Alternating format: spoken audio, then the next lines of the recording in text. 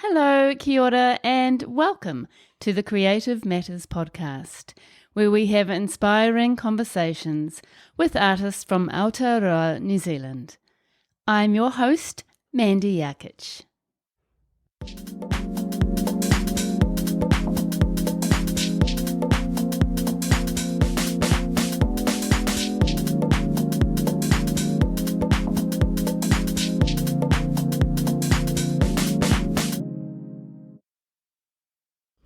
Hi, welcome to episode 140. This week I'm speaking with Mandy Patmore. Mandy is a multimedia environmental artist living in Karekare on Auckland's west coast. Primarily a painter, Mandy's current work focuses largely on deforestation and habitat loss in New Zealand and the plight of many endangered native species, whilst also exploring themes of colonisation and human impact on our landscape. I find the work Mandy does in the community with the environment and her own art practice super inspiring, and this is a fantastic episode I know you'll gain many things from. We talk about the Piha Domain Footbridge project she completed in 2009, which won the New Zealand Recreation Association Award for Most Outstanding Project, and also other projects she has done to highlight environmental issues.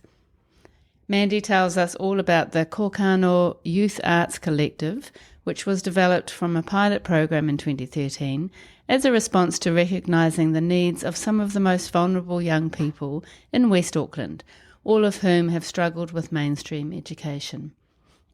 She shares the challenges and highlights of working with at-risk youth and what she has learnt. We talk about how Mandy manages all the things in her life and how they all connect, her art practice, her love of using found surfaces and timber to paint on, and who and what has influenced her. We discuss funding, self-doubt, and how she sometimes feels some form of shame around creating realistic works that may seem more about beautification than the message she is trying to convey. As this episode goes live, Mandy will be listening, hopefully, from her latest residency, which is in Peru, which I'm following with fascination on her socials. Morena, Mandy. Good morning. Nice to see you. Thank you for having me. You're so welcome. It's lovely to have you here, Mandy to Mandy. Oh yeah, of course. Pretty cool. And we have met a long time ago at Auckland Art Gallery for some reason when I worked there. Mm-hmm. So it's nice to reconnect.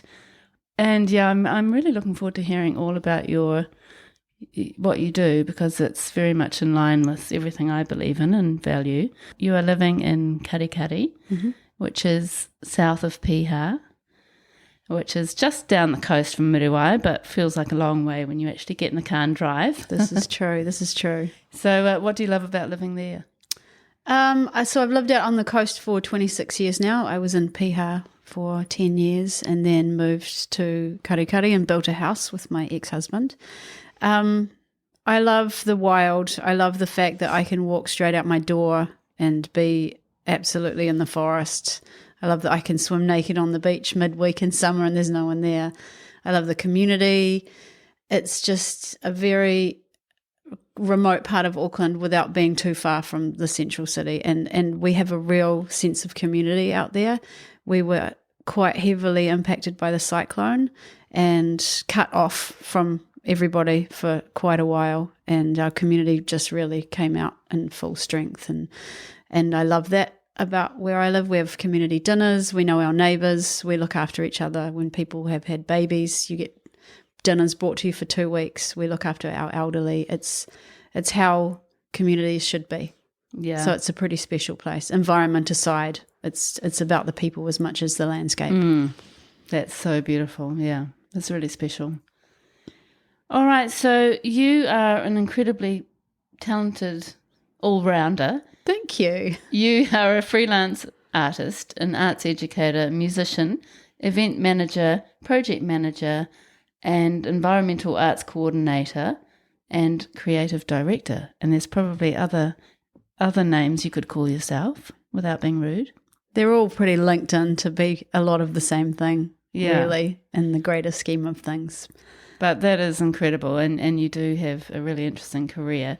So can you take us back to the beginning and we can work out how you got to this position? Oh, define the beginning.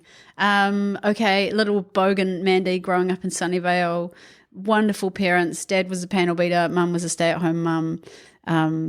My life was pretty small, I guess, not a lot of cultural capital, I would call it.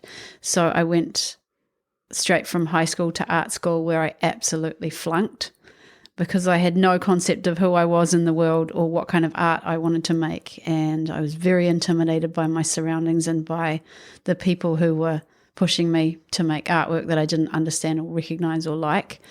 So dropped out, had a really great rock and roll few years of doing not very much, made a baby a lot earlier than I should have done. And that was actually the catalyst for me getting my shit together. So I had a baby at the age of 22 and then another one shortly afterwards. And I looked at people judging me for being a young mum and I thought, nah, sod that, I'm going to actually make something of myself. So I put myself through teachers college. I had a little home studio. I struggled to know what kind of art I wanted to make. So I just mucked about really until I found my voice and juggled mumming with art making, and then along the road was offered a job working for Auckland Council. It was Waitakere Council then, doing environmental arts coordinating. So that just led me further down the track of thinking about the natural world and the importance of our behaviour towards it, which in turn impacted my practice. That's so interesting. And how do you think what was it that sort of got you interested in that kind of thing at the beginning? Well, it was work initially. I mean, I've always grown up in the bush, and my poor dad, was a hunter who wanted sons to take hunting and got 3 daughters, and 2 of us are vegan. And but I was brought up camping and outside a lot, and so I've always had a deep appreciation of the natural world, and living where I lived obviously had a big impact as well. I lived right on the beach in the bush, so that's always been an important part of what I value. But I suppose when it comes to looking at environmental issues, once you know stuff, you can't unknow it. And I started to learn things about the health of our waterways initially. And it's not the sexiest thing to think about, stormwater health, but actually it's really, really important. And quite early on in my career, I was asked to design the Piha Domain footbridge, which I was so out of my depth initially. I so faked that until I made it. It was the worst case of imposter syndrome ever. I had 2 small children and I was designing a bridge, and I kept coming up with this shape when I was sketching it. I was terrified. I didn't know what the hell I was doing, and I just sort of started with some initial drawings, and the shape looked like an eel. So then I started to research eels, and it linked in with what I was doing through my work with Auckland Council, thinking about the health of our waterways. And I learnt things about eels that just blew my mind, and it influenced the entire design of the bridge, because people probably don't know that our little tuna swim all the way from Tonga, and they can live for up to 100 years. They can wriggle across paddocks. They can climb up waterfalls, and the health of our streams is hugely important to their lifespan. And every eel that doesn't make it back to Tonga, because they swim all the way back at the end of their lives, is like 1 million baby eels that won't be born. So I learnt that stuff, and I was like, oh my God, this is amazing. Other people need to know this. So that impacted the whole design of the bridge. So I guess as I've gone along, I've learnt things that I just felt were so important that they needed to be shared with people. So that's impacted and influenced my practice hugely. And the more you learn, the more you just are thirsty for more knowledge and gobble things up. Yeah, that's brilliant. And really everything you've done since then has been connected to that. Yeah, it has. Because then I think about what I do now in my day job, which I'm sure we'll get to, but I work with young people who are having a particularly hard time in life. And I think that if you're conscious of the health of the planet, you have to think about the health of the people first and foremost. So the Piha Domain footbridge was really the first public artwork that you created. Yeah, and it was a big one. That was a big piece of art to design. And how did you get to that point? Were you just thinking that's what I want to do?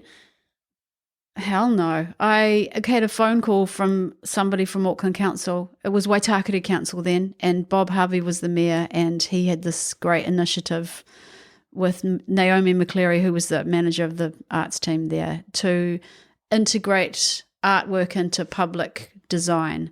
And so they worked on a series of bridges, and Piha came up as one of the bridges. And I guess the arts team there were looking for people in the community that might be able to contribute. So I was one of 3 artists that was asked to design something. And when the guy rang me, I actually thought he had the wrong number.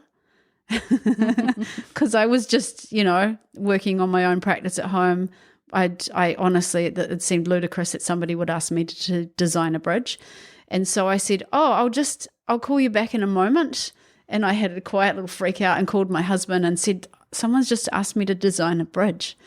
And he was like, well, call them back, you fool. So I got my shit together and called back, and, I was absolutely, yeah. So, yeah, that sounds like a great opportunity. I will give that some thought. And down the road of design I went. And, again, what you learn influences the next decision. And so all of the materials, it's just about research. I just followed the path of research, and it leads the way. It points you to where you need to go. I didn't realise you designed that bridge. It's such a great bridge. Yeah, it's pretty neat. It's very cool. And it's got the life cycle of the eel inlaid into the ground. Yeah.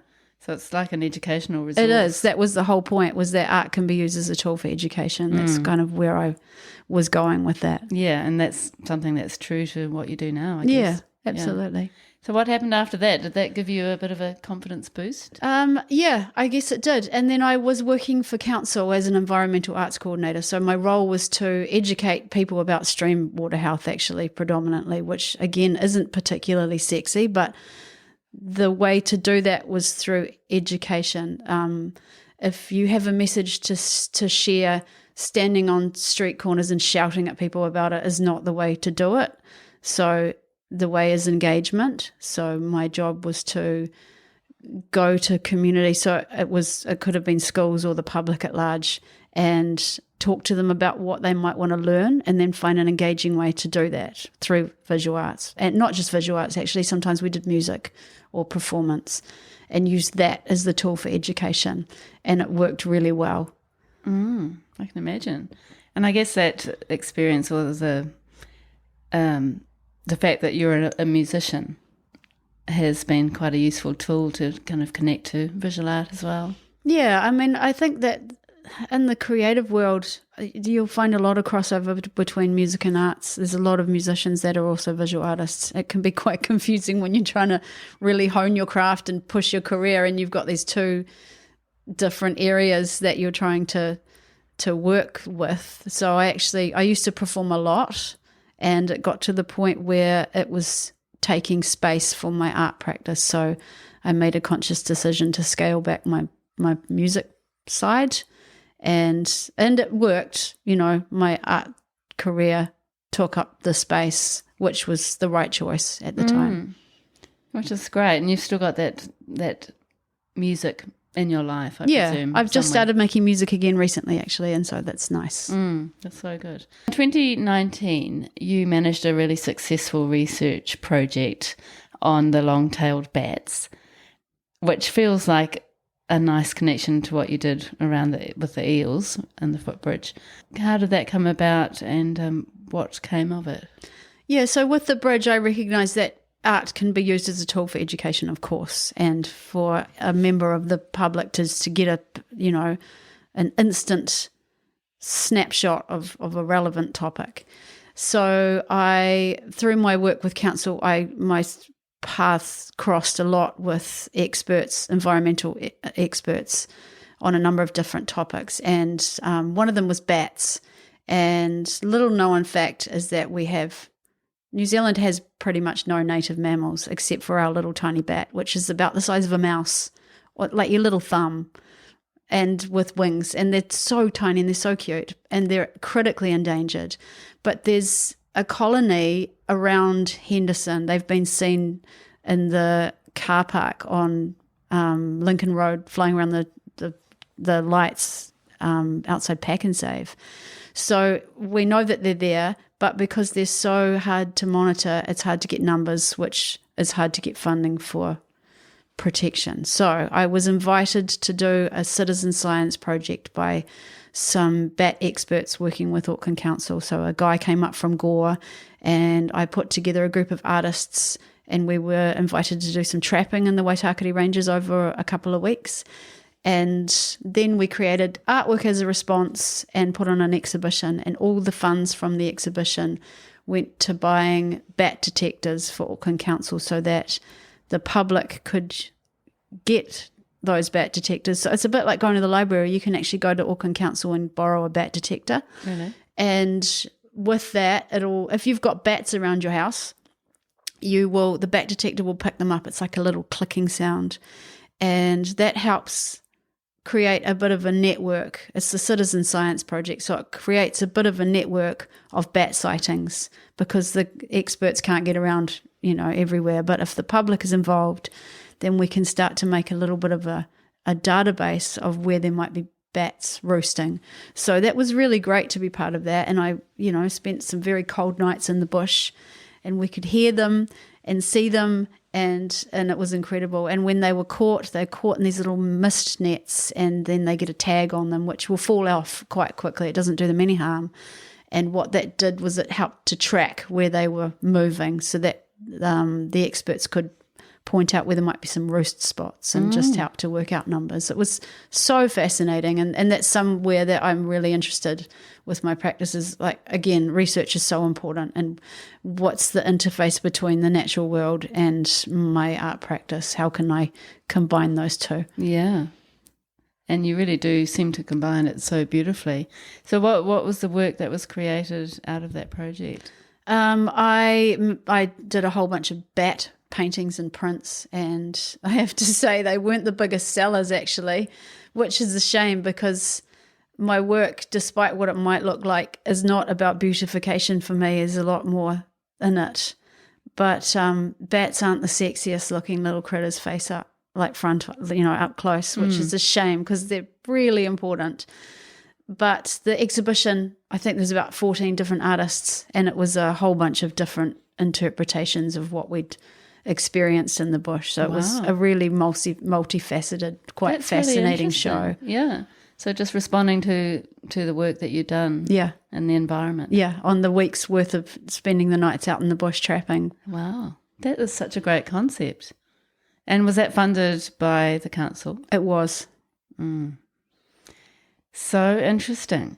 It's a shame that your little bats weren't perfect. Oh, they did sell eventually, but they weren't the top, out of all the work that I've sold in my lifetime, the bats weren't flying out the door quite as fast as other things. People don't connect to bats, I guess, in the same way they might to Well, up birds. close they actually look quite terrifying. They've got funny little faces. Yeah, I find bats quite scary actually. Mice kind of scare me. So flying mice is not the best even idea for more you. disturbing. What other projects were you involved with that was connecting to your practice? Well, I guess I've been beavering away in my studio, just looking a lot at deforestation and habitat loss, and that was kicked off because my ex-husband, was a builder and kept bringing home offcuts from houses that he might be working on, and I thought a lot about each piece and what it had experienced in its lifetime. So he'd bring home a piece of an old windowsill and it would still have the handles on it and all the layers of paint. And I considered what that would have been like as a tree. So I'm quite good with wood. I can tell what things were. I speak wood fluently. So I could look at a piece of wood and go, you used to be a kauri tree and you probably were 1,000 years old before somebody cut you down by hand, which was no small thing either. And then what happened to you? I can tell that you became part of someone's home. You were probably a villa for 100 years. And every single layer of paint was fascinating for me, every dent. That was a snapshot of an experience, and told stories of the people as well that had put those marks there, and then that piece of timber became rubbish, and at which point Marcus had brought it home and given it to me, and I just saw every single little aspect of it, and I just imagine if it could talk, the things that it had seen, and the feelings that it might have soaked up from being in a house, and then the habitat that it was before that for all of our native birds.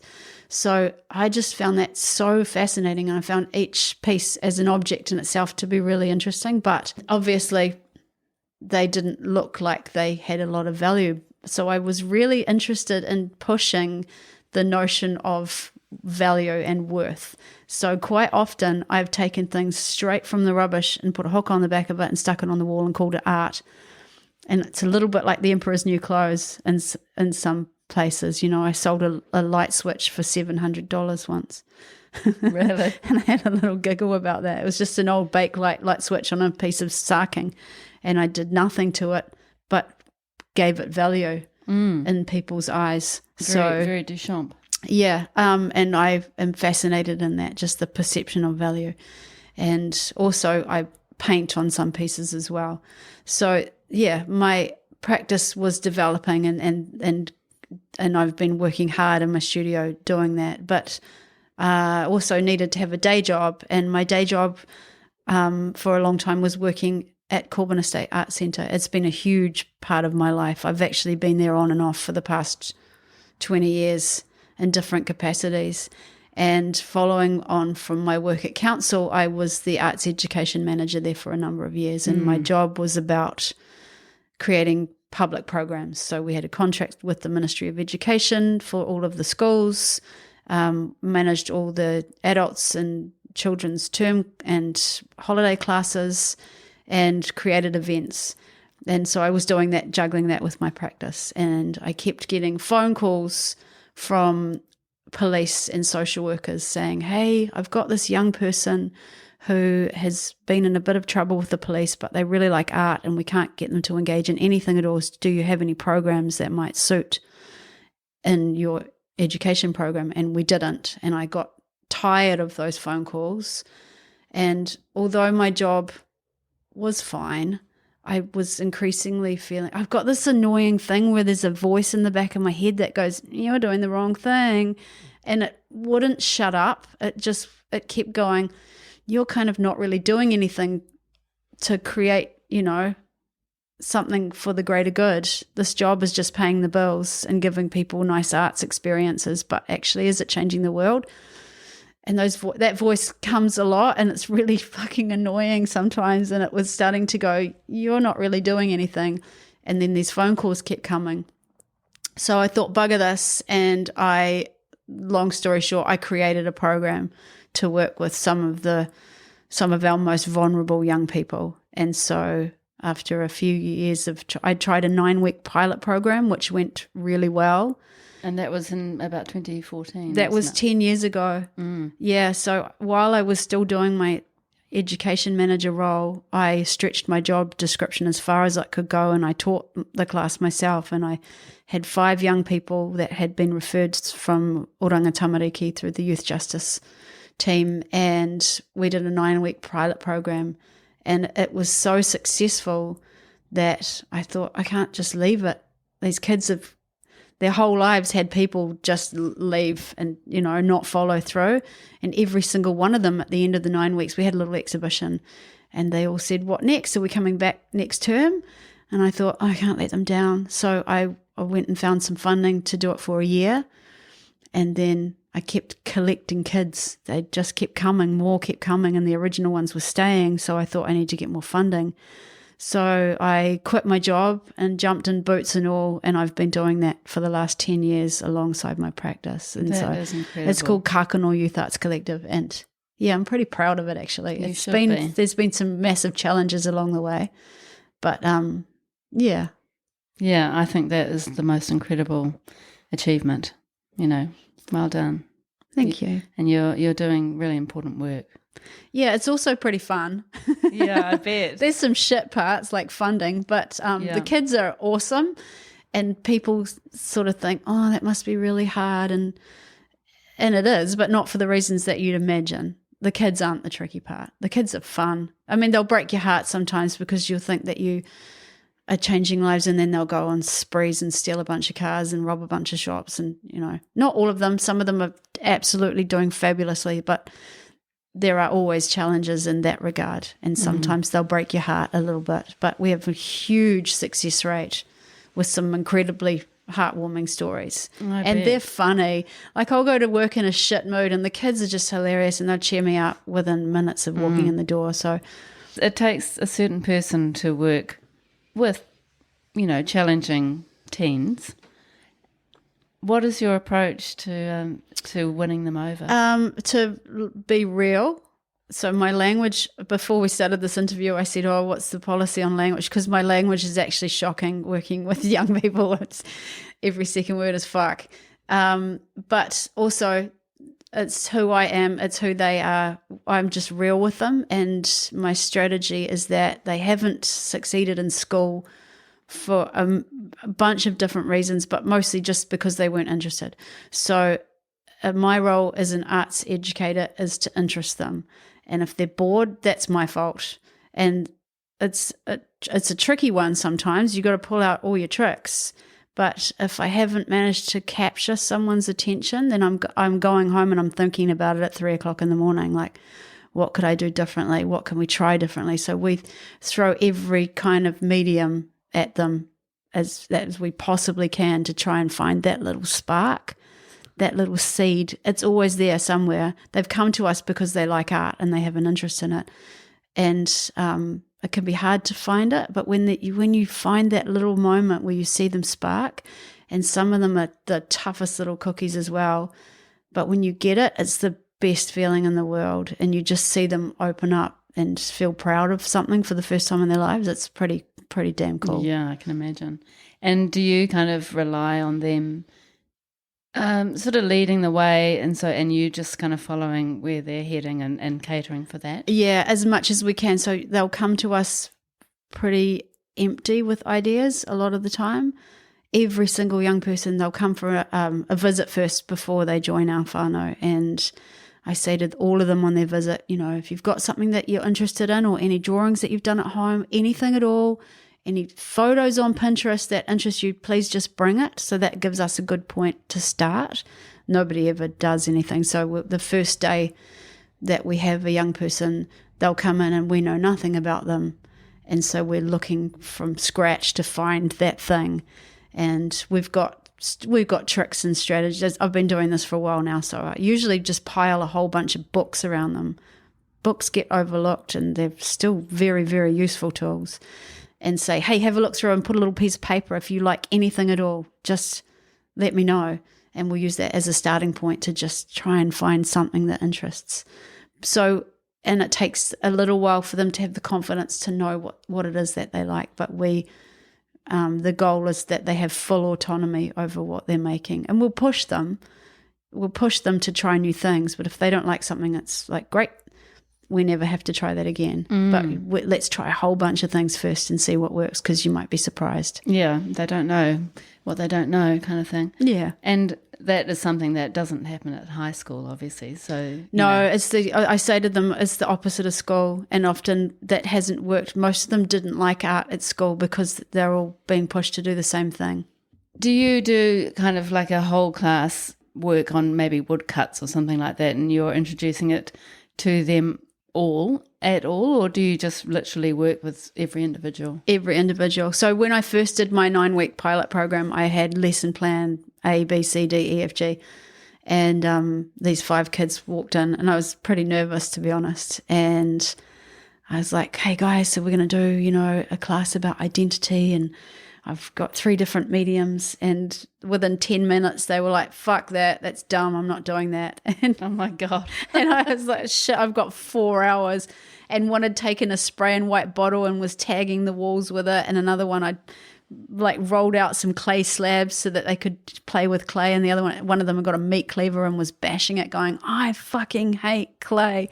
and it was 10:15 and they were there till 2, and I was thinking, what the hell am I going to do? Wow. So I put some ink in this brown white bottle and pinned up a giant piece of paper on the wall, and I was like, cool, spray that, let's see what happens.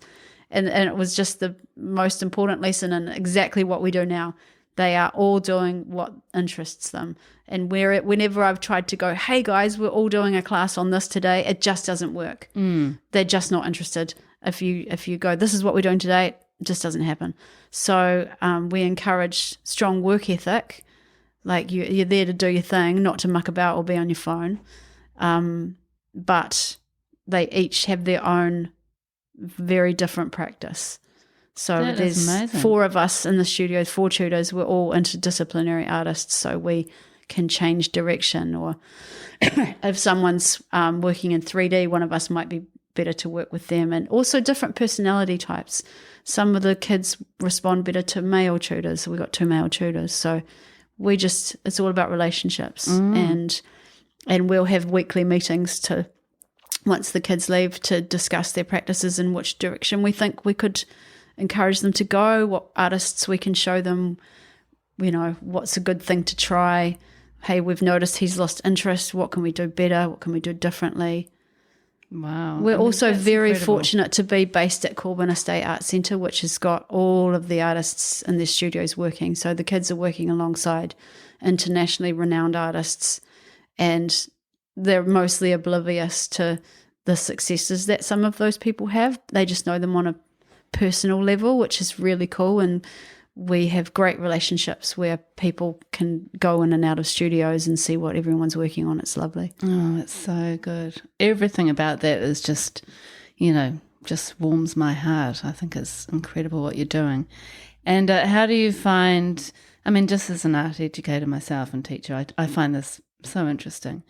How do you find, when children are really coming up against you and challenging you, and how do you find that sort of personally now that you've been working for 10 years? So I don't have it too much anymore. In the beginning, they tagged everything. They tagged the toilets. There were punch-ups. It was, it was hard, and I had to sort of not discipline, but I had to lay down the law a little bit.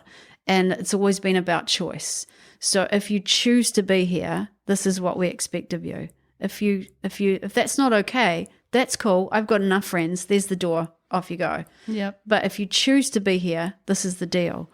And it's a pretty fun and nice place to be. So they choose to be there. And outside of that, they might get bored or distracted. That's fine. That's our job to work around that. So the discipline hasn't been an issue so much over the years. It's more about when they're stuck, and when they're bored, and when you've hit a wall. I see art making for myself. I'm obviously a pretty visual thinker, as most creatives are. So for me, when you're exploring an idea, it's a bit like walking down a corridor and there's a whole heap of doors, and you can open each door and have a look around, and it might lead to more corridors. Or you might find that it's just a toilet and there's nothing in there. Yeah. And you get to the end of the hallway and you've opened all the doors, and that's a dud. There's a dead end. And so that happens to all of us. You go down this road and you're like, I'm going to explore this. And in the ideal world, there's heaps of different doors off those doors, but quite often they're just, broom cupboards or toilets or whatever. And so we get that a lot with the kids too. Like what happens when you've gone down that door and nothing's there. So you've got to back out and try a totally different hallway. So there's a lot of us thinking and extending where that could go as well. It's quite intuitive. Yeah. And organic. It's very, very organic, and it's very intuitive, as you say. Yeah. And based on just energies and feeling where everyone's at. And how often do they come, and how many children are you working with? So we have 3 studio sessions a week, Wednesday, Thursday, Friday from 10 till 2, and we've got about 20 kids. And some of them come every day, and some will only come once a week. And they're aged between, the youngest is 14 at the moment. We've had an 11-year-old actually, but the youngest is 14, the oldest is 22, and they come to us for as long as they need to. So it's not like a program where you come for 6 months and get a certificate and off you go. They'll stay as long as they want. So we've had some of our young people for 8 years. And when they're ready, we will try and transition them off to where they need to go. So some we've got a really good relationship with Unitec, with the design school there. So we've sent lots of them off to study, and we'll walk along beside them to make sure that they're doing okay. And this Unitec program tends to be Monday to Thursday, so they can still come back to us on a Friday and we can help them with anything they're struggling with. We send quite a few kids off to art department and film. We've got some really good links there. We've got a bunch of different connections, so we can very gently scaffold kids off to go and do the next part of their lives. And we're always checking in, and we're always there if they struggle or if they fall. And some kids go to prison, like, in all honesty, we don't win them all. And I struggled with that in the beginning a lot. When I first started doing this, I was really green and pretty naive and quite vulnerable to some of the hideous things that were going on in their personal lives. And that I found that very overwhelming and very hard at first. And after 10 years, I've got a pretty thick skin now. And I also got funding for a social worker, and she helps with some of the pastoral care. But there's been times over the years where, one of them, I remember the first one who went to prison, that absolutely broke my heart. And I had to have external supervision was part of my job, that you go, it's like therapy, but for professionals. So as part of my supervision, I remember saying to the supervisor one day, I just don't know if this is working. What's the point? I'm not seeing any immediate change. And he said, 100 years from now, a baby might be born into a loving family because of the work that you're doing. It's not about you, and you might not see it in your lifetime, but you have to believe that there's changes happening. So even our young people that might might take a little bit longer to get there, and they might go to prison for a little while, it's not the end of the story by any stretch of the imagination. There's all the time in the world for them to come back to that point where they recognize that art was something that gave them some peace and some calm and a different place to be. Yeah. So if we can facilitate that, then that's a pretty special thing. Yeah. You're planting seeds, which sometimes you see them grow, and sometimes you might not actually see, like your supervisor said, you might not see the results, but there's still going to be that growth. Yeah, and we do see a lot as well, but you also have to have the faith that, sometimes it's a slow burn. That's really incredible what you're doing. Thank you. I've got so much respect for you and what you're achieving. I'm just pretty stubborn, actually. I just saw that there was a need, and I've just been like a bull at a gate, pushing for it ever since. And it feels like it's the kind of, like, you've created this model. You wonder if it could be replicated in different areas with you sort of overseeing. I'd like to do that, actually. That's something I feel quite passionately about. And the model, it's not rocket science, honestly. We just care about them, and we are trying to be good educators. And you could do that in anything.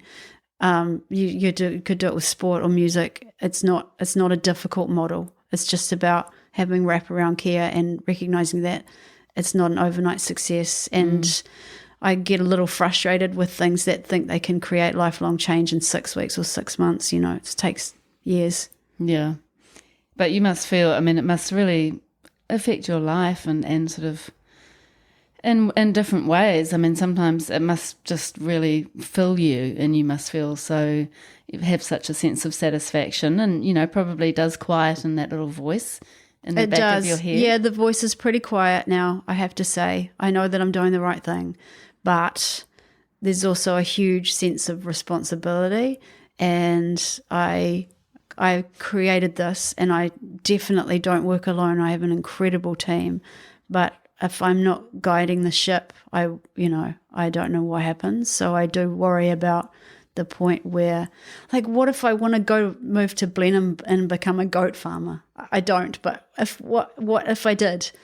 And so I have to think about the succession plan and be okay with passing the reins on to someone else when the time comes. So I do think about that a lot. It's a lot of responsibility, definitely. And you don't want all the work that you've done and the connections that you've established, you just don't want that to fizzle out. It can't. If you It left. absolutely can't. It has to have a life outside of me, and it has to have a continuation. Absolutely. It's too important. It works, so it has to continue. Yeah, absolutely.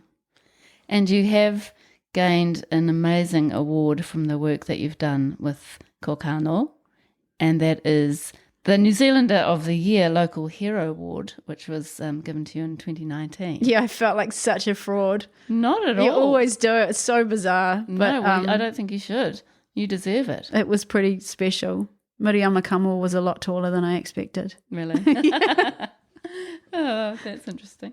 So, you've achieved so much. Where do you think this is going to go over the next 10 years? Kākano has been sitting comfortably underneath the wings of Corbin Estate Arts Centre for the last 10 years because it was developed as a pilot program at Corbin's, and we've been so supported there. But it was long overdue that we became our own trust for funding reasons and lots of different reasons. So it's been a huge amount of work, not just by myself, but by a few other really key people over the last year. So we now are the Kōkano Youth Arts Charitable Trust, and we are applying for funding on our own steam. And I guess that's the first step in a succession plan to make sure that it's robust and has a good board. And if I do want to step aside, then that can be offered up to someone else to come and probably do things a little differently. That's okay. That's just how it is. So, yeah. So it just needs to have a good future without me.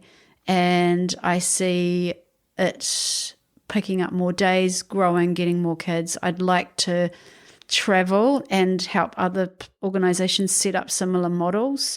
You basically just need an umbrella organisation to begin with. That's got its own foundation. It's the most important thing, I think, just to get off the ground. As a brand new trust, it's very hard to get established. So if you've got an existing organisation with good physical studio space as well, that's a really helpful place to start.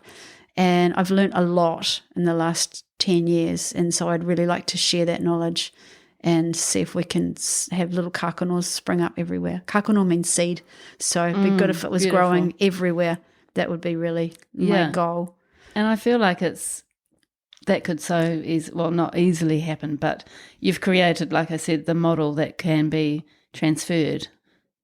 And if with you overseeing it and getting the right people, yeah. Yeah, it would be a wonderful legacy to have it continue and grow in lots of different ways, and in lots of different ways, in different iterations and different visions, and depending on the part of the country that it was, they'll all look different. So that would be really special. It's really important for me as well to be also maintaining my own practice alongside this work, because I feel like you've got to be able to kind of walk the talk, and if I'm not experimenting and having my own failures and successes in my own art practice, then I can't expect our young people to be doing that. So I try to hold very tight to my studio time so that they complement each other.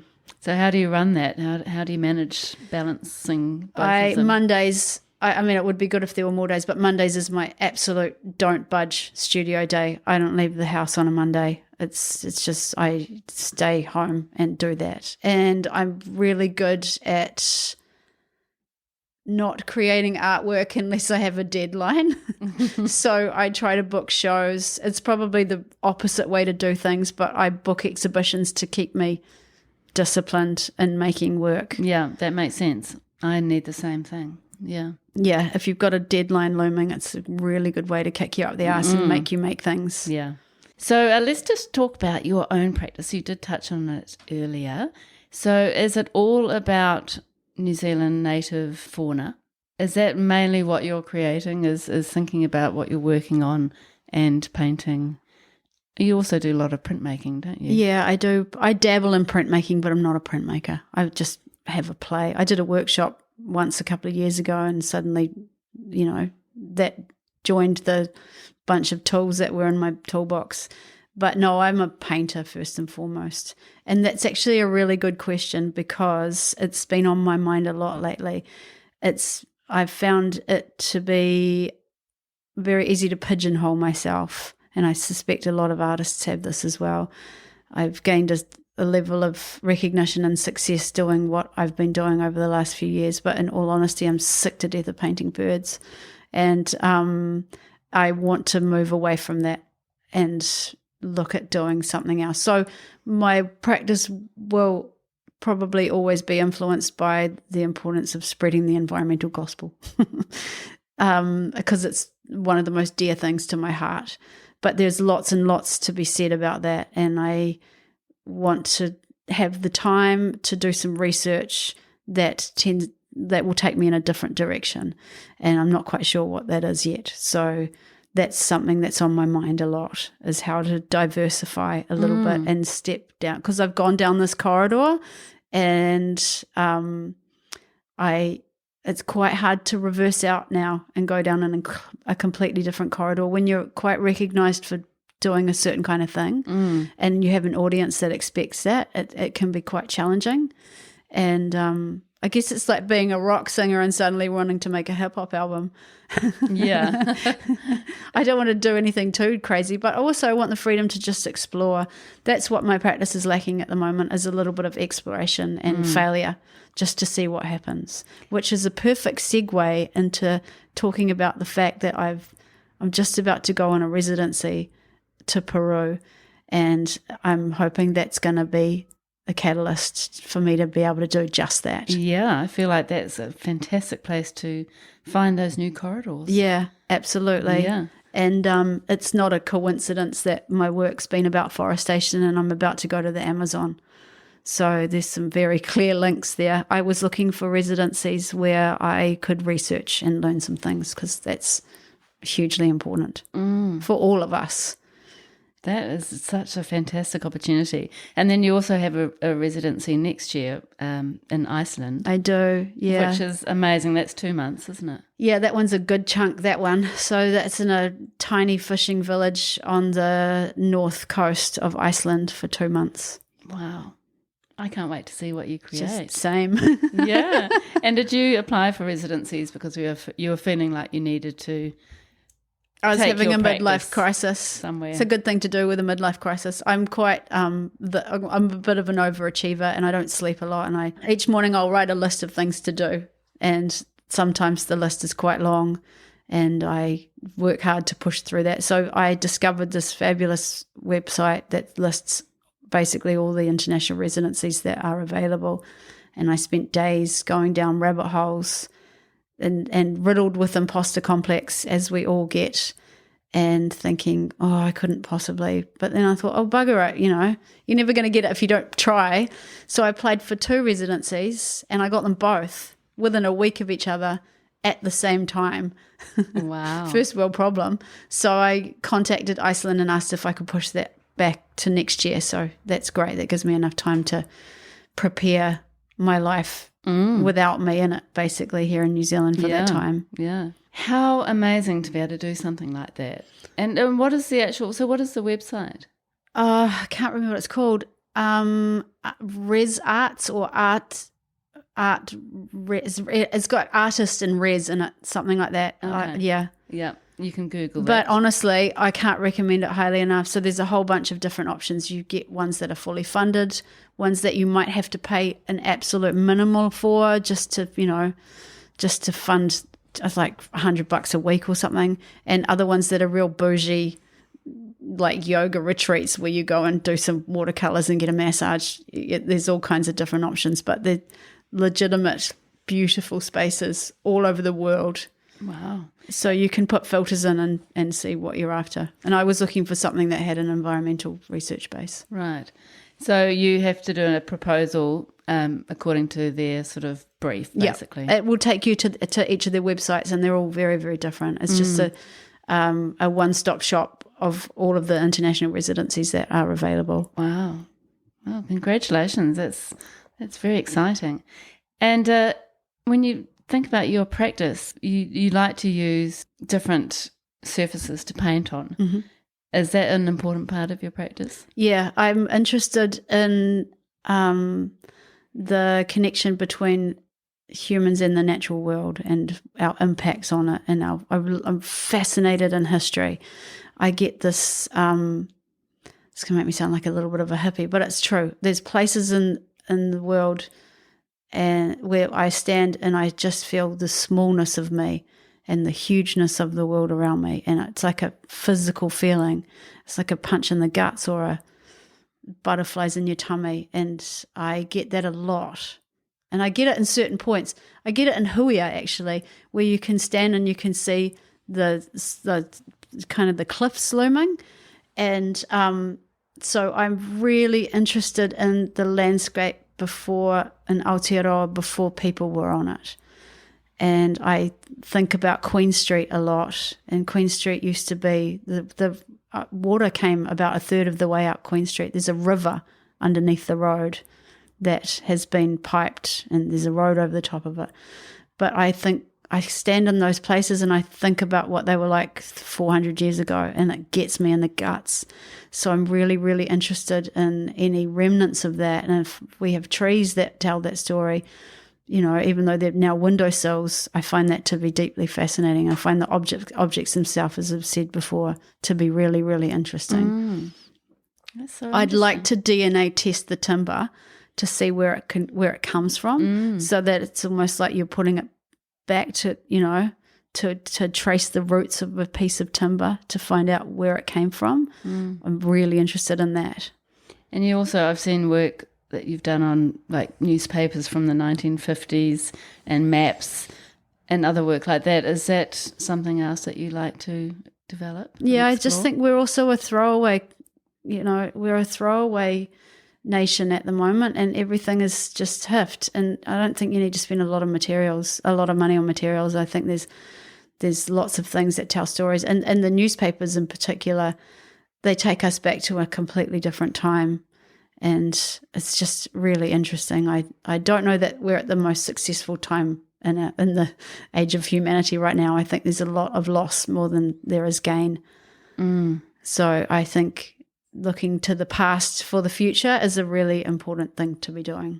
One of the questions that you sent me in for this interview was asking me about artists that I found inspirational, and the first one that came up was a woman called Lois McIver, who studied under Colin McCann at Elam, and she lived in Titirangi, and a lot of her work looked at the Manukau Harbour. And I remember being a child, and my next door neighbour had one of her paintings in the lounge on the wall, and I was really little. I remember being struck by that painting, and it stuck with me my whole life. And I just looked at that painting and I got that feeling, that punch in the guts feeling of just the smallness of me and the bigness of the land.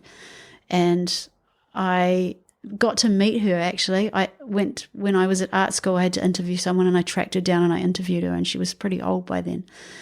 But I realized that other people get the same feeling as me, and she got that feeling. And I can look at other people's work like Colin McCann, Ralph Hortody, and I can see that they got that feeling too. And it's hugely influenced my practice. And I guess that's why I'm working in the subject matter that they do about the environment, is because it's just that punch in the guts moment. It's just so important to me.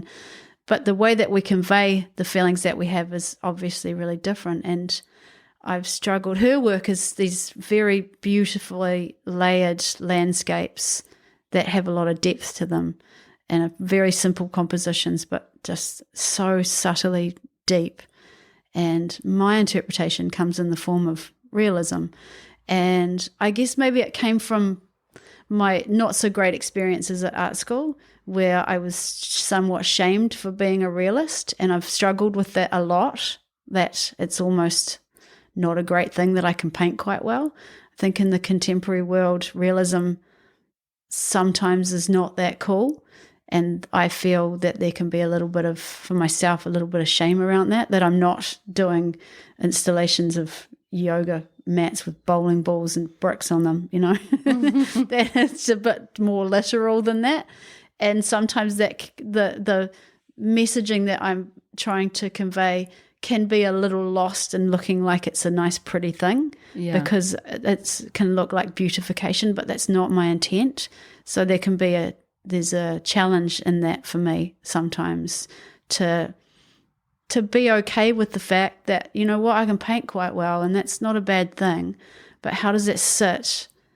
How does it sit in a contemporary art world, and how do I not feel ashamed by that, but feel proud of that? That's such an interesting way of looking at it. I think a lot of people also feel the opposite of that they can't draw well enough to sort of be a real artist, or, you know, they can't do that realistic work, so they feel like they are a lesser artist. It's funny because I look at other people that have this beautiful loose style, and I wish I could do that. I've tried so hard to loosen up over the years, and it just doesn't come very naturally at all. And yeah, it's always something. I was talking earlier about a fellow artist at Corbyn's who, in a public arts talk, was very open about the vulnerabilities that he always faces with his work and the self-doubt. And he's a pretty accomplished painter, and it was quite refreshing to realise that, and kind of a bit of a pain in the ass to realise that self-doubt never leaves us, actually. And I think it keeps us humble, and it keeps us in check, and keeps us looking at what we're doing. And if that starts to disappear, then you might want to just check yourself and make sure that you're still making work that makes you proud. Yeah. So interesting, isn't it? How different people, you know, are doing different things, but a lot of us sort of have those same vulnerabilities. Yeah, and I'm a really confident person, but I have no issue whatsoever talking about my vulnerabilities. It doesn't faze me at all to be quite real about the fact that we all have self-doubt, and I definitely have that. And do you think that when you are exploring your sort of new path, can you see yourself ever actually stretching out of your comfort zone into something more abstract? I'd like to, yeah. So what I'm going to be doing in Peru is looking at making paint pigments from natural materials and plants. So that's going to take me in a completely different direction as well. So I'm just trying to focus on not having an end result and just exploring more, which sometimes I can be guilty of not doing enough. Actually, I can be more outcome driven than process, and process is really important. And if I'd stuck it out at art school, I would have had more opportunity to be looking more at the journey and the process, but I didn't. And now as an adult, as a relatively fully formed adult with my own quite strong ideas about things, I'd love the opportunity to go back and study. Not to study, but just to have that disciplined space where you're, being given some boundaries and some direction. I mean, I can do that myself, to be honest, but it's just about making the space for that. So I guess these residencies are a mini way of doing that. Like, here's the space, play. There's no outcome, just play and see what happens. So good. And I wonder if the materials that you choose to work on sometimes, as well as the connection to native timbers and that kind of thing, I wonder if that is bringing something that is not as sort of perfect and polished, if that is something to do with the way you feel about working in a realistic kind of way. Yeah, I think so, because like if I'm working with natural paints, they're not going to have the same capabilities as, a nice tube of something from Gordon Harris. Yeah. So absolutely. I'm thinking right now about what materials I take with me, because there's nothing there. I've got to take everything with me. So whatever I take will dictate some things too. So I'm going to just take some brushes, and I've actually been playing, it's something I really enjoy. I've been playing a bit with embroidery, and I really like it. It's actually quite fun. So I might take some embroidery along as well. I mean, I don't know if that will be relevant, but I guess I'll just chuck a bunch of things in my backpack and see what happens. and then sort of making do with what you can find. Yeah. Could be a good way of kind of pushing yourself into different areas. Yeah, absolutely. Yeah, it's really exciting. Yeah, I love embroidery too. So where are you actually selling your work? Well, I have a real issue with galleries taking 50% of what I make. So I actually have been doing a lot of exhibitions in the last few years in slightly unlikely spaces and doing pop-ups that I market really well so that I don't have to pay commission. Yeah, because once you add GST on, even if a gallery's taking 33% and then they chuck on GST, it's like 48%. Plus, if you're doing what I'm doing now, which is declaring all my sales, you've got withholding tax, and now I'm GST registered on that. I end up with like 7% or something ridiculous. So I'm all about finding beautiful, unlikely spaces and having shows there. So I've got an exhibition coming up in November in the Strand Arcade off Queen Street. So Ross Liu and a bunch of his buddies have got the keys for those spaces, and they're fantastic gallery spaces. So there's minimal cost there. We do have to man the space, but it's a nice little co-op situation going on. So yeah, I'm having a show there with Jermaine Reihana when I come back in November. So, and I have to make the work. I don't know what it will be yet. I work really well under pressure. So I'm best to start making work about 6 weeks before a show, to be honest. Really? Yeah. Wow. And do you work in a way that you are thinking, about a particular series, or is there a particular message for every show? It just depends. I'll kind of have a feeling about what's a starting point, and then it'll take it from there. I'll start with one piece and it will give me ideas for the next and the next and the next, and they will have a relevance to each other. And you enjoy that kind of self-promotion marketing? Yeah, I do actually. I like to do things with I love a good opening. And so I like to do things in a burst.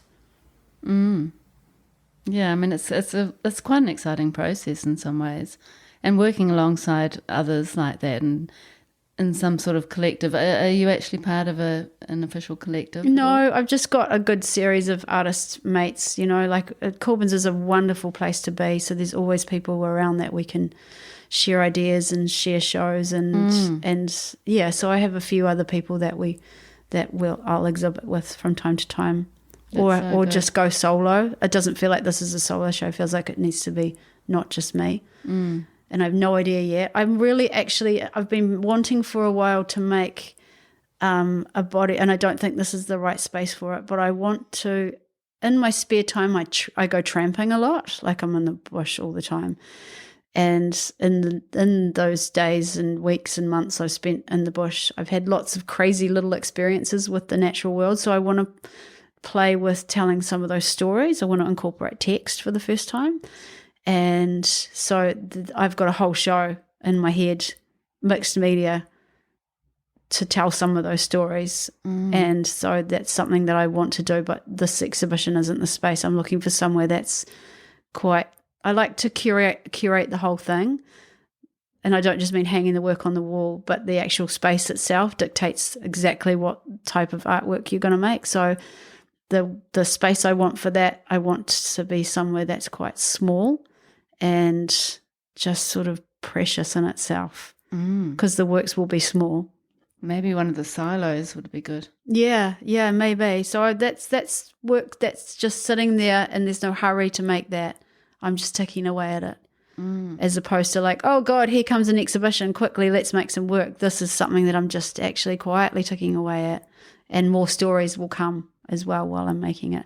Like this one time where I was walking in the bush with my dogs during the day, and a ruru flew up and hit me in the head. Really? And they don't do that during the day. And it scared the shit out of me. It was just like feathers and beady eye and claws and beak. God. And just in a split second, then it was gone. And I was absolutely it gave me such a fright. And I went home, and Jermaine, my colleague and dear friend, just called for something else. And I said, I just had this crazy thing happen. The ruru hit me in the head. And he was raised in Te Ao Māori, and he went very quiet. And I said, what? Is it not good? And he goes, oh, mate, I'd be pretty careful for the next little while if I was you. And I said, am I going to die? And he goes, I couldn't say. And so, Oh my goodness. and for the next 2 weeks, I wouldn't let my kids go swimming. And like I was looking for death at every corner.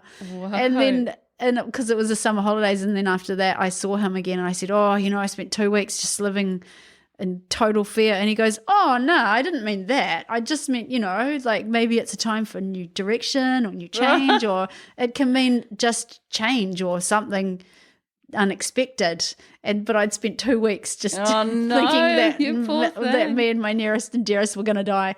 So I actually did a portrait about that a couple of years ago.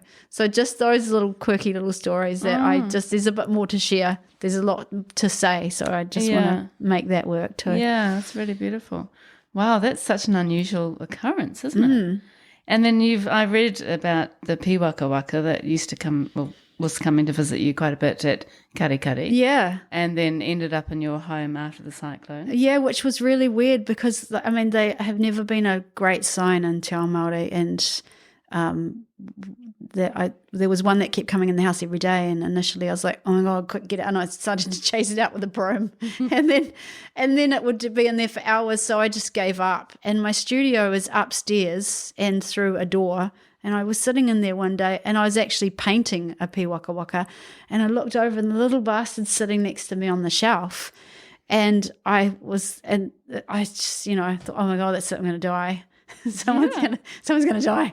And that's unusual also. Oh, the fact that it got up there, and then I'd come home sometimes, and the house was shut up, and it was in the house, and then I got to the point where I was like, oh look, and then it brought a buddy with it, and I thought, if this is the harbinger of doom, I'm fucked.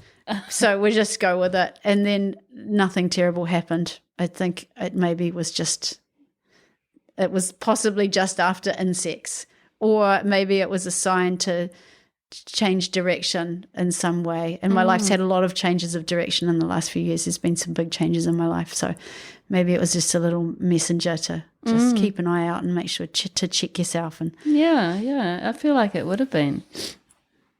That is quite fascinating that's happened. Yeah, there's some lots of other weird things as well. Really? Like one morning I woke up and a puriri moth had laid eggs all over the deck in my house, like everywhere, hundreds of them.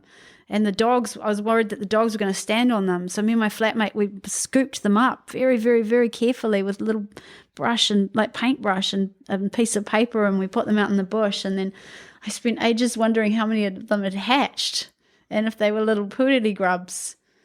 Just strange, weird little anomalies. It almost feels like they're coming to you for some reason. Yeah, well, maybe. I guess if you live in the middle of the bush as well, the odds are higher. It happens, yeah. I don't seem to get many piwaka waka in my garden. The kerera and tuis are here all the time. And we have pheasants too, actually. Yeah, which is weird. There were 3 on the driveway this morning. But not so much piwaka waka. They are incredible. And you do hear of a lot of stories of people having experiences and then something tragic happening. Yeah. So it is always a little bit disconcerting. Yeah, a little bit. Yeah. So you've done so much work that requires funding applications. Oh, yeah. What have you learned along the way? That it's never going to go away, actually. So Kōkano I've been funding for the last 10 years, and it's grown exponentially in that time. And now I require a considerable amount of money to fund it each year. And I have to go find that money myself.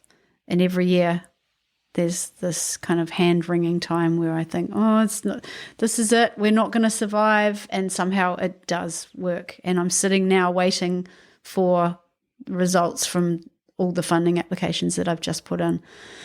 And the number of charities has increased, but the pool hasn't. And the need has increased, but the pool hasn't.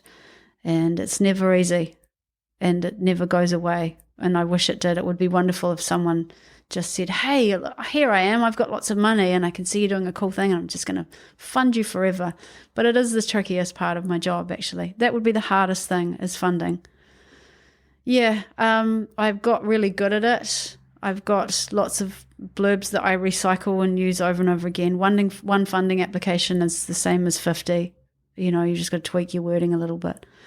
But it definitely is a challenge. And as a visual artist, it's not always fair that we're also expected to become wordsmiths. I'm quite good at writing, fortunately. It is one of my strengths, but not all of us are. And self-promotion is really hard. Like, we naturally, Kōkano is easy because I'm promoting a program. If I'm applying for funding for myself, that's harder because we do have this imposter complex, and it's hard for us to talk ourselves up and say how amazing we are and why we should get this money. So it's a little bit easier when you're representing a group of some of the most vulnerable young people that we have. I'm quite fierce and advocating for that, but when it's for yourself, that's a whole other kettle of fish. Yeah. So I'd love to have some happy news, but funding's just hard. Yeah. And you just have to put the time aside to do it, really, and it just does take time. It's a bit like being at school and handing in a project, or being at uni and trying to get that essay in. Once it's done, it's the greatest feeling in the world, and then you wait to see if you got an A or a B or a fail. Yeah, it often is a fail, unfortunately. It can be fails, yeah, and you just got to keep going. You have to just believe in what you're doing enough so that other people believe in it too. Yeah, and not to be discouraged when you don't get the funding. Doesn't mean to say there's something wrong with your concept. No, it's just that there's so many other organisations out there applying, and that feels cruel as well. CNZ, until recently, the applications closed. They closed when they got 250 applications. Yeah. So it's like race as fast as within you can. One day, yeah, it? Like they'd be open for less than 24 hours and then close. So, and we're all competing against each other as creatives, and that's a terrible space to be in. Yeah, and just that uncertainty of not knowing if you're going to be successful, especially for something you're so passionate about. Imagine if you couldn't get the funding and it had to stop. Oh, I imagine it at 3:00 in the morning most nights. I can imagine, it's right now is a pretty vulnerable time, so I've put out everything that I can, and I'm waiting for results to come back.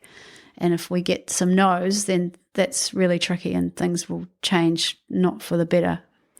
So we just have to hope that it's going to be okay. And if it's not, then I'll scale back and I'll just keep applying for funding. I'm pretty stubborn. I'm not shy to go on television and the radio as well and talk about the need for it, because there is a need for Kōkano, and I think that there has to be some level of responsibility as well from our government to. I'm trying to do the job that our government should be doing, our government departments should be doing, for very little money. So I'm quite happy to be loud about that if I need to be. Yeah, good on you.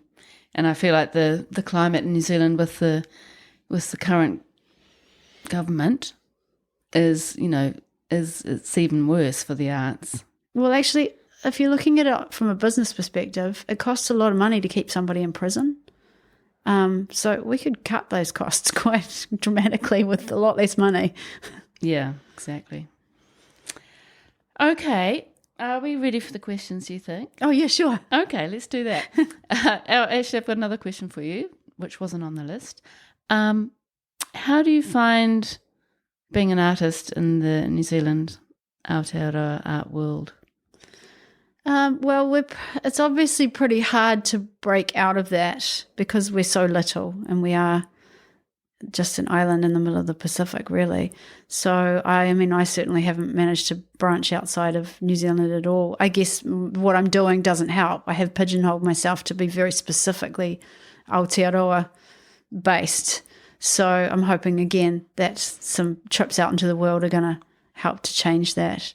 We're just a small town. We really are. And lots of people can escape from small town. Well, not escape, that's a harsh way to put it. But lots of people can move out of their small towns, but it is just a small town, essentially. Yeah, it's a good way of looking at it. Yeah, it has those, with that comes challenges and also positive things. And there's nothing wrong with a small town. There isn't. Yeah, sometimes it's nice to leave your small town for a little while, and it gives you an appreciation of how good it is to be there. Absolutely. What would you say to your younger artistic self? I thought about this question a lot. So I went straight from high school to art school and failed because I didn't have a clue who I was. I knew what I liked, but it wasn't wasn't cool enough, didn't work.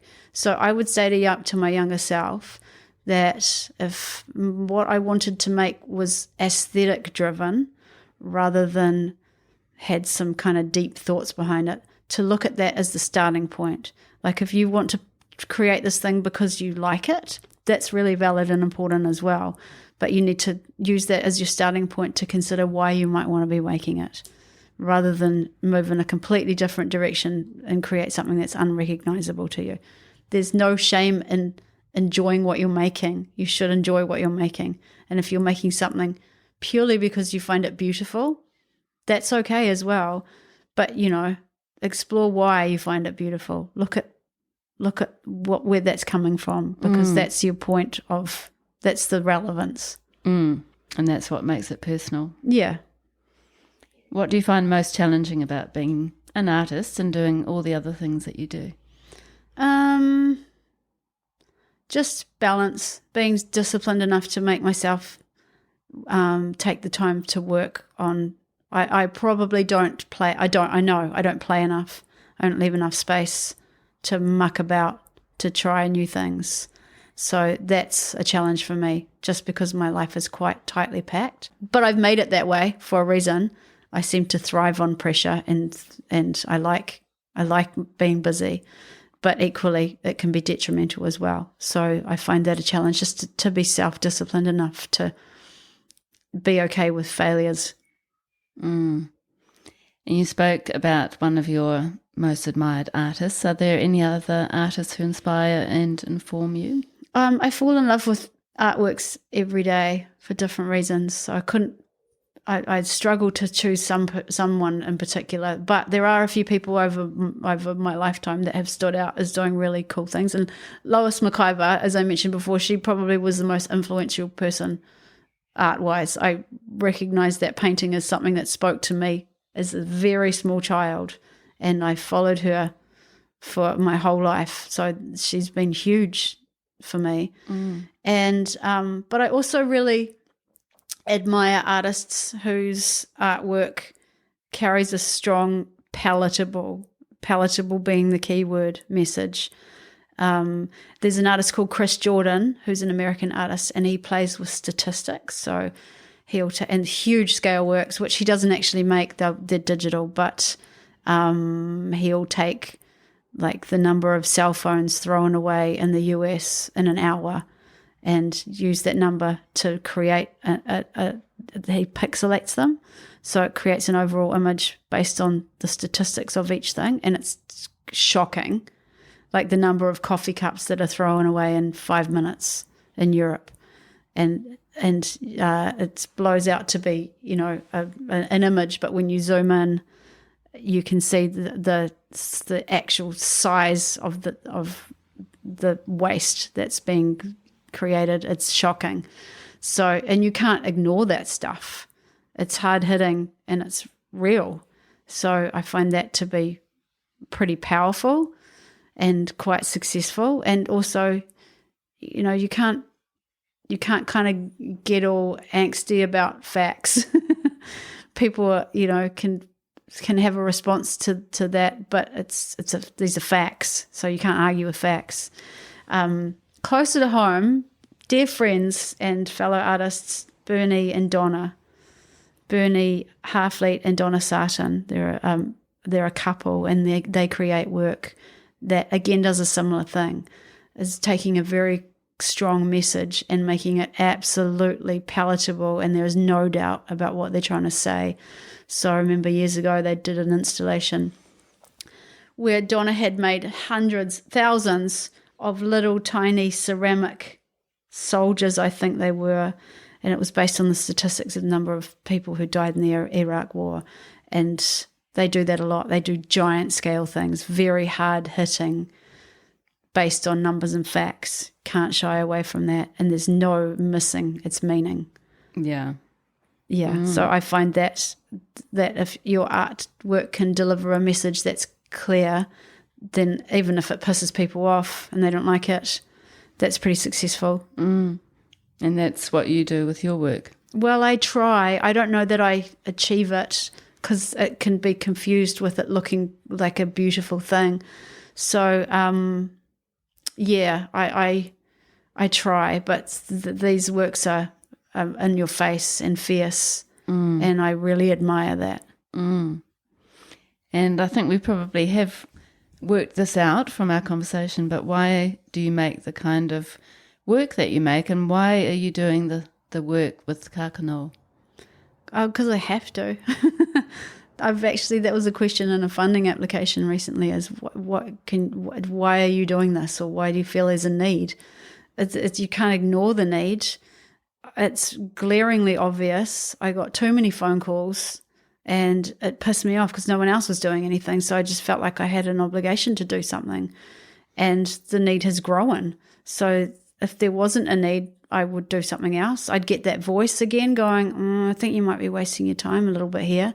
Go do something else. So, yeah, I don't have a choice. Well, we all have choices, but it's pretty loud, the need. And so I am just trying to do that to the best of my ability. In my own art practice, why do I do that? Again, there's that annoying little voice that'll sort of nag on at me. It's just the thing that I've always done that I do best. And so if you're not being true to yourself and using the talents that you've been given, then, it's you probably aren't going to feel well in yourself. Yeah, I agree. Yeah, and I do want to make things that inspire me and that I find beautiful, and it's not just the paintings. Like my last exhibition had quite a lot of pieces that I just found and given them a bit of a wire brush, bit of a clean up, but still had nails and bits of metal sticking out of them and heaps of different colours of paint and bits of fixtures, and they're so beautiful and fascinating to me as objects, just to pay homage to the things that have come before. Well, I don't want to stop talking to you. You are a very fascinating woman, and you, like I said, just have done so many incredible things. Thank you. And you can be so proud of what you're achieving, because it's really important work, like I said. And I admire you for that. And we've been through similar situations with our communities, Karekare and Miruai, after the cyclones. Lots of really traumatic events and disastrous, damage and destruction. So we have that in common. I know how that would have felt for you. Yeah, it's been really tough. It's really tough in so many ways. So, I feel very inspired by you, and I think it's quite validating the way you speak about listening to that voice in what I do. And I really believe in doing things that you feel are important, even though that may not be, the money-making part of your world or whatever. It's just really thinking about what you can contribute to society in some tiny, small way. So thank you very much for being on the podcast. Thank you for having me. It's been lovely.